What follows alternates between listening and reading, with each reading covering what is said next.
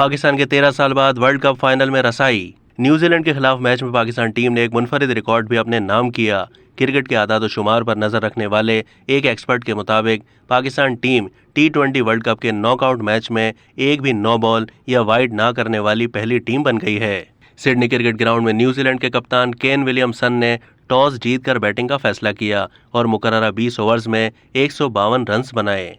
New Zealand के खिलाफ Pakistani bowlers ने शानदार बॉलिंग का मुजाहरा किया और इनिंग्स में एक भी नो बॉल या वाइड नहीं करवाई। ये अपने लिहाज से एक मुनफरिद रिकॉर्ड है।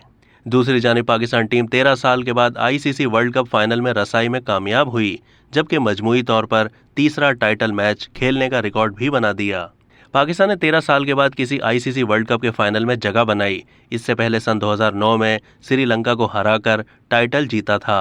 ग्रीन शर्ट्स वाहिद टीम है जिसने 6 मरतबा T20 वर्ल्ड कप सेमीफाइनल तक रसाई पाई। अब मेगा इवेंट में तीसरी मरतबा फाइनल खेलने का रिकॉर्ड भी अपने नाम कर लिया।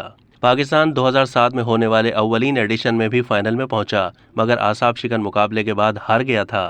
टीम 2009 के बाद 3 मरतबा सेमीफाइनल में पहुंची, लेकिन हिम्मत हार गई थी। ओपनर्स बाबर आजम और रिजवान T20 वर्ल्ड कप की तारीख में तीसरी बार सेंचुरी शिराकत बनाने वाली पहली जोड़ी बन गई।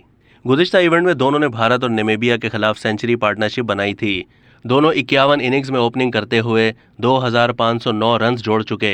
इनमें 9 सेंचुरी और उतनी ही 50 शिराकतें शामिल हैं। मोहम्मद रिजवान पाकिस्तान की जानिब से सबसे ज़्यादा man of the match award हासिल करने वाले शाहिद आफरीदी और मोहम्मद हफीज़ के बराबर आ गए हैं। पाकिस्तान ने किसी एक टीम के खिलाफ ज़्यादा फतुहात का रिकॉर्ड भी अपने नाम कर लिया।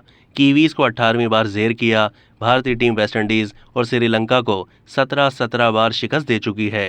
अब तक के लिए इतना ही। मज़ीद मालूमात के लिए डेली जंग के YouTube चैनल को सब्सक्राइब कीजिए।